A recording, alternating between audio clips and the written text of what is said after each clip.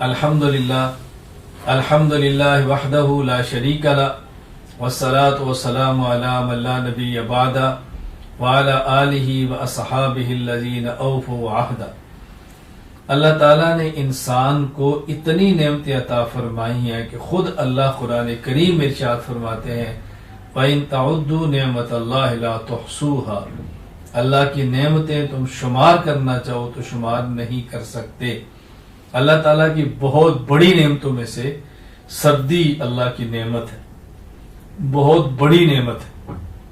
اس حوالے سے میں عرض کرتا ہوں سردی اور خصوصاً موسم سرما، سردی کا موسم، سردی سے مراد سردی کا موسم، رسول اکرم صلی اللہ علیہ وسلم ارشاد فرماتے ہیں الشتاء تحفۃ المؤمن، یہ سردی کا موسم ایمان والوں کے لیے تحفہ ہے۔ اللہ اکبر، رسول اکرم صلی اللہ علیہ وسلم نے عجیب بات ارشاد فرمائی ہے۔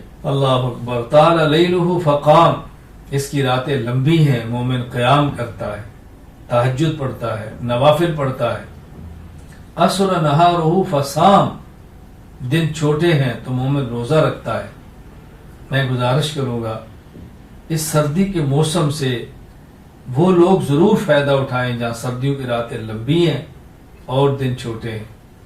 دن چھوٹے ہیں تو روزہ رکھنا بہت آسان ہے، ٹھنڈا روزہ ہے، روزے کی شدت بھی محسوس نہیں ہوتی، اور راتیں چونکہ لمبی ہیں تو رات کو نوافل پڑھنا، تہجد پڑھنا، عبادات میں رات گزارنا بہت آسان رہتا ہے۔ رسول اکرم صلی اللہ علیہ وسلم نے جو بشارت دی ہے ہم اس کی قدر کریں اور سردیوں کی راتوں کو بہت قیمتی بنائیں۔ دنیا بہت مختصر ہے، ایک بار آئے ہیں، دوبارہ اس دنیا میں نہیں آنا۔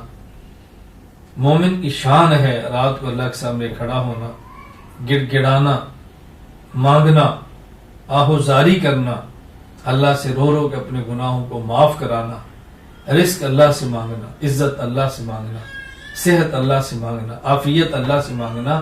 اللہ ہی دیتے ہیں، کوئی اللہ کے علاوہ نہ رزق دے سکتا ہے، نہ صحت دے سکتا ہے، نہ دولت دے سکتا ہے، نہ عزت دے سکتا ہے۔ یہ سب خزانے اللہ کے پاس ہیں۔ اللہ ہمیں مانگنے کی توفیق عطا فرمائے، سردیوں کے موسم کی قدر کریں۔